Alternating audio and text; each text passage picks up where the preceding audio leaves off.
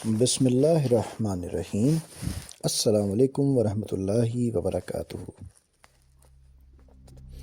بعض تواریخ کے مطالعے سے پتہ چلتا ہے کہ فرعون کے باپ کا نام معصب اور دادا کا نام ملک ریان تھا، اور بعض مورخ نے لکھا ہے کہ فرعون کا نام معصب بن ولید بن ریان تھا، اور عمر بھی تقریباً 400 برس کی ہوئی۔ اس عرصے میں وہ کبھی نہ بیمار ہوا اور نہ اس کے سر میں درد ہوا، اور نہ کوئی غنیمت و دشمن اس پر غالب ہوئی۔ اور فرعون بھی اس کو اسی وجہ سے کہتے ہیں کہ اس نے خدائی کا دعویٰ کیا تھا۔ اللہ تعالیٰ فرماتا ہے، کہا فرعون نے لوگوں سے، میں ہوں تمہارا رب، سب سے بڑا اور اونچا۔ بس پکڑا اس کو اللہ تعالیٰ نے سزا میں پچھلی اور پہلی کی، اور آخرت میں بھی عذاب ہوگا، اور اس نے دنیا میں بھی عذاب پایا۔ اول اچھا تھا۔ اس ملعون نے جب دعویٰ خدائی کا کیا، پھر اللہ تعالیٰ نے اس کو بہت سی بلاؤں میں گرفتار کیا، اور تواریخ سے معلوم ہوتا ہے کہ اس کی پیدائش بلخ میں ہوئی تھی۔ جب وہ بڑا ہوا، وہ سیر و سیاحت کو نکلا۔ بیو شخنا ایک شہر کا نام ہے، سیر کرتا ہوا وہاں پہنچا۔ اس جگہ حامان بے ایمان سے ملاقات ہوئی۔ چونکہ حامان اسی جگہ کا باشندہ تھا، جب آپس میں ربط و ضبط قائم ہوا تو حامان نے فرعون سے کہا کہ میں بھی تمہارے ساتھ سیر کو چلوں گا اور دنیا کے حالات معلوم کروں گا۔ چنانچہ دونوں ملعون مصر شہر میں آئے، اور وہ ایام خربوزے پھل کے تھے۔ ان دونوں نے کھیت والے کے پاس جا کر کھانے کا سوال کیا۔ خربوزے والے نے ان دونوں سے کہا کہ بھائی، ایسا کرو کہ تم دونوں ہمارے ہاں خربوزے بازار لے جاؤ اور وہاں جا کر فروخت کرو۔ جب یہ مال میرا تم لوگ فروخت کر دو گے تو پھر ہم تم کو دونوں کو کھانے کو دیں گے۔ یہ سن کر فرعون نے حامان سے کہا کہ تم یہیں رہو، اور میں یہ مال خربوزے لے کر بازار جاتا ہوں۔ چنانچہ ایسا ہی کیا گیا، یعنی فرعون خربوزے لے کر بیچنے کو شہر گیا، اور دکانداروں سے اس نے کہا کہ ہم تو سودا ادھار خریدتے ہیں اور نقد میں پھل و ترکاری نہیں خریدتے، اور جس کو جو قیمت ہوتی ہے اس کو اپنا مال فروخت کرنے کے بعد میں دے دیتے ہیں۔ ہمارے شہر کا تو یہی دستور ہے۔ فرعون کچھ عرصے تک سوچتا رہا، اور پھر وہ خربوزے اسی وعدے پر بیچ کر واپس اسی جگہ آ گیا، اور مالک خربوزے سے جا کر یہ کہا کہ یہ کام اچھا نہیں۔ اتنا بول کر وہ وہاں سے چل دیا، اور پھر شاہ مصر کو جا کر ایک درخواست پیش کر دی کہ میں بعید الوطن غریب ہوں اور کھانے پینے سے بھی عاجز ہوں۔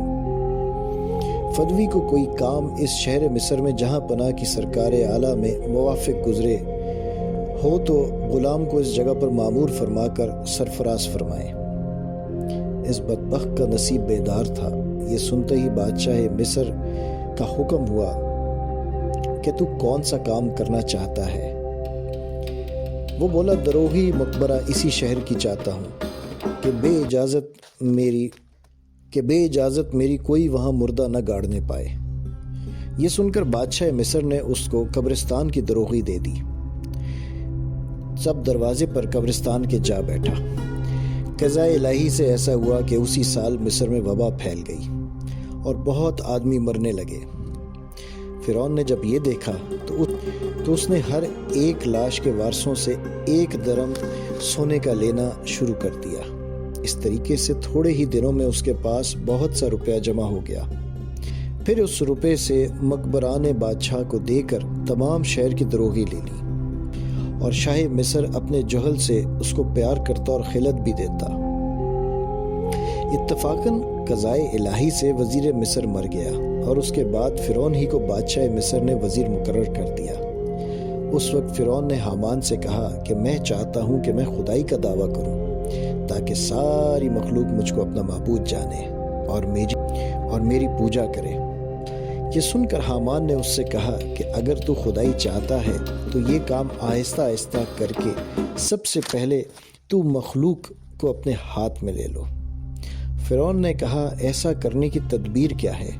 کیونکہ تمام لوگ تو اس وقت یوسف و یعقوب کے دین پر مستحکم ہیں۔ کس طرح ان کو اپنا بناؤں؟ آخر اس کی کیا تدبیر ہو سکتی ہے؟